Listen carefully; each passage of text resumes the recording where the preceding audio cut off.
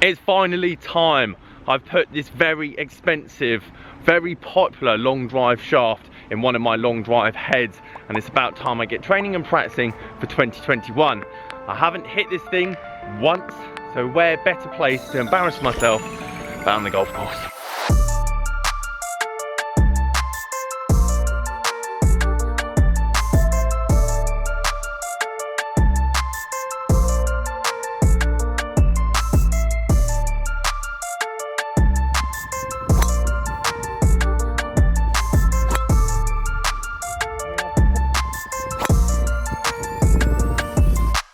Guys, how are you doing? Welcome back to a brand new video. Simon down here at Sanford Springs Golf Club, long drive. A lot of you might not even know that I did long drive last year, as we've almost doubled the subscribers on this channel, which is incredible. So thank you, first of all, for all the support. 397 was the PB. These were all on GC2 in terms of stats. 194 ball speed, max ball speed recorded again last year. And then we went into lockdown. I haven't had the simulator like I did at Burford. Gyms have been closing. I'm going to be slow, I'm going to be weak, but I've built a new driver. Paterson Kinetixx shafts, all the big boys use this shaft. It seems to be one of the best. XXX stiff, I think, is a bit bold for me though. XXX stiff, I don't think it's going to work. I've tested and tried a lot of drivers over the last couple of years. You actually want the lightest, whippiest driver shaft you potentially can get for your club head speed without creating too much spin. I hit some phenomenal combinations last year, 5-degree heads with ladies flex shafts in it, and you're just hitting 370, 380 yard bombs. So we'll see how this goes. I'm not hopeful, but I thought it'd be good to come out on the golf course, hit it out here, see how far the numbers go, get some measurements on the GC2. Thank you to Foresight, obviously supplying me with the GC2 this year to help record all of this and make this possible, as well as second-hand comparisons, everything else. So massive thank you to them for supporting the channel. Let's go and find a quiet hole and let's go and hit it. Okay, 3 shots, really long driver here. Oh, now I've hit that quite good, but for this hole, that is not the shot you're after. 167 ball speed, oh dear. That's a XXX stiff shaft doing its worst. Here we go, I feel good about this one. Feel good about this one. Not surprised in the slightest by those 3 shots there. 260, 270 yards carry on average, and everything leaking heavily out to the right hand side. But the good thing is I've done it before and I can do it again, and I don't even think I've reached the limit of how fast I can actually swing a club.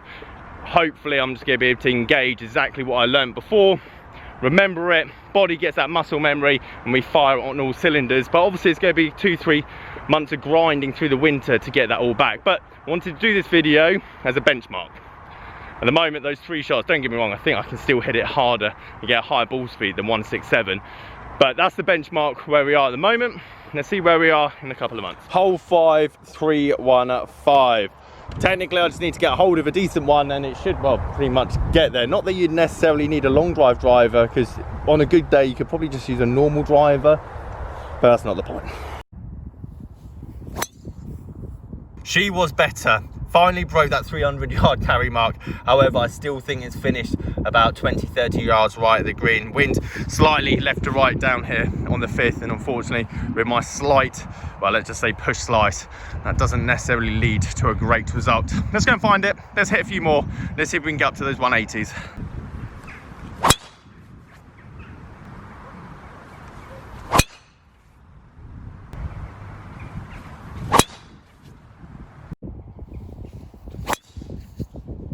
Finally got hold of one. 176, 319 carry. I mean, the fact that we're getting close to the 180s and I'm outside, not necessarily got the best footwear, ground's wet, decent launch, decent spin. I definitely caught that in the middle. That's, I mean, as good probably today that I'm gonna get a hold of it.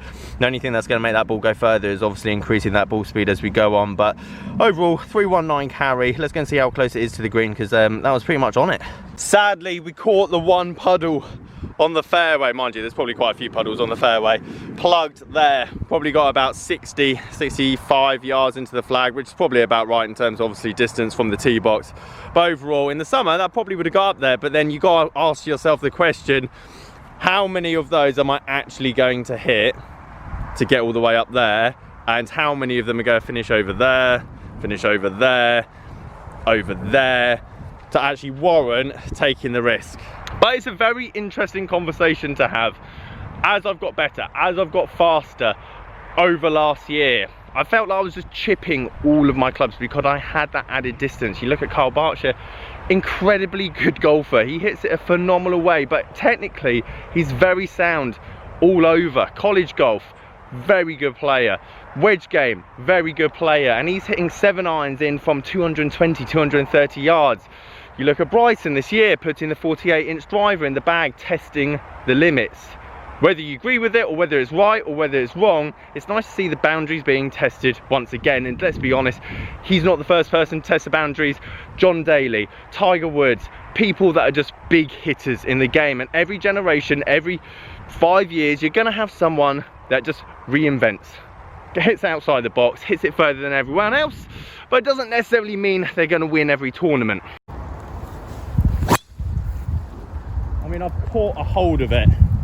Unfortunately, he's not going to go past the one before. Straight down the middle though, happy with that. Right guys, I'm going to leave it there. It's absolutely tipping it down now. Oh my God, is that my ball there? That's gone an absolute mile into the wind. Like, if you've ever played Sanford, there's the bunker there. My ball's just over in the slight cut of rough. That is phenomenally, it must say it's sprinkler head. Anyway, mixed success from all the shots. I'm exceptionally happy that the driver head stayed on, seeing as I built it myself. I'm even more happy that we're somewhere where we used to be. We're definitely not as slow. Breaking the 170-mile-an-hour mark was actually quite difficult back in the day. 180 was the norm at the end of my training, I would say, at Burford. 190 is now going to be expected, and 200 is going to definitely be the goal. Oh my God, it's absolutely tipping it down. Guys, if you like this video, leave it a like. Subscribe if you're new. See you guys there.